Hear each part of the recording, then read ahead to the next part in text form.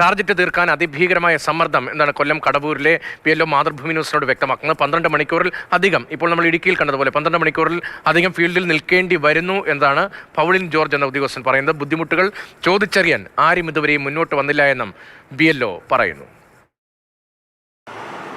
SIR-മായി ബന്ധപ്പെട്ട് ആശങ്കകൾ നിലനിൽക്കുകയാണ്. ആ ഘട്ടത്തിലാണ് BLO-മാർ ഇത്തരത്തിൽ മാനസിക സമ്മർദ്ദവുമായി ബന്ധപ്പെട്ട കാര്യങ്ങൾ തുറന്നു പറയുന്നത്. നിലവിൽ കൊല്ലം കടവൂരിലെ BLO പൗളിൻ ജോർജ് നമ്മോടൊപ്പം ഉണ്ട്. വലിയ സമ്മർദ്ദമാണ് നടപ്പിലാക്കുന്നതുമായി ബന്ധപ്പെട്ട് അനുഭവിക്കുന്നത് അല്ലേ? തീർച്ചയായും വലിയ സമ്മർദ്ദം തന്നെയാണ് നമ്മൾ അനുഭവിക്കുന്നത്. എന്ന് വെച്ചാൽ ഇതിനകത്ത് ഫോം തന്നത് മുതൽ അപാകതയാണ്. ഫോം നമുക്ക് ബൾക്കായിട്ട് 1000-1300 ഫോമുകൾ തന്നിരുന്നെങ്കിൽ നമുക്കത് സോർട്ട് ചെയ്ത് ഒരു വീട്ടിൽ കൊണ്ട് കൊടുക്കാമായിരുന്നു. ഇതിപ്പം ഫോം തന്നത് തന്നെ 3 ഘട്ടമായിട്ടാണ്. ആ 3 ഘട്ടത്തിലും 3 പ്രാവശ്യം ഒരു വീട്ടിലേക്ക് പോകേണ്ട ഒരവസ്ഥ നമുക്കുണ്ടാകുന്നു.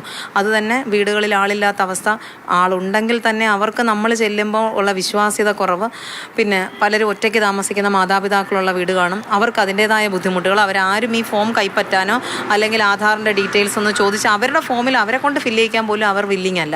പിന്നെ നമ്മൾ ഈ ഫോം ഫില്ല് ചെയ്ത് കൊണ്ടുവന്നാൽ രാത്രിയാകുമ്പോൾ ഇത് ഫോണിൽ അപ്ലോഡ് ചെയ്യുക എന്ന് പറയുന്നത് ഒരു വലിയ ചടങ്ങായി മാറിയിരിക്കുക. ഇലക്ഷൻ കമ്മീഷൻ്റെ സൈറ്റ് പലപ്പോഴും തകരാറില്ല. നമുക്ക് വ്യക്തമായൊരു പരിശീലനം തരാതെ എന്തെങ്കിലും ഒരു സാഹചര്യം വരുന്ന ഉടനെ ഗൂഗിൾ മീറ്റിനകത്ത് ഇത് ചെയ്യും. നമ്മളിത് 100% ചെയ്തു കൊടുക്കാൻ ബാധ്യസ്ഥരാണ്. ഇലക്ഷൻ കമ്മീഷനാണ്, നമുക്ക് ചെയ്യാൻ അറിയാം. പക്ഷേ ബീഹാറിലൊരു 90 ദിവസം നൽകി, കേരളത്തിലൊരു 30 ദിവസം എന്ന് പറഞ്ഞാണ് നമ്മളെ ഓഫീസുകളിൽ നിന്ന് റിലീവ് ചെയ്തത്. 9ാമത്തെ ദിവസം മുതൽ ടാർഗറ്റ് ഗ്രൂപ്പുകളിൽ എഴുതിയിടും. എൻ്റെ ഓഫീസിൽ ഞങ്ങളൊരു 4 പേര് 5 പേരുണ്ട് BLO ഡ്യൂട്ടിയിൽ. ആ ഗ്രൂപ്പിനകത്ത് green line, blue line, red line, ഇങ്ങനെയാണ്. റെഡ് ലൈനുള്ള ആൾ ഏറ്റവും കുറഞ്ഞ ടാർഗറ്റ് ചെയ്ത ആളാണ്. അപ്പം ആ ഗ്രൂപ്പുകളിൽ അങ്ങനെ ഇടുമ്പോൾ നമുക്കത് കാണുമ്പോൾ സ്വാഭാവികമായിട്ടൊരു മാനസിക സമ്മർദ്ദമുണ്ട്.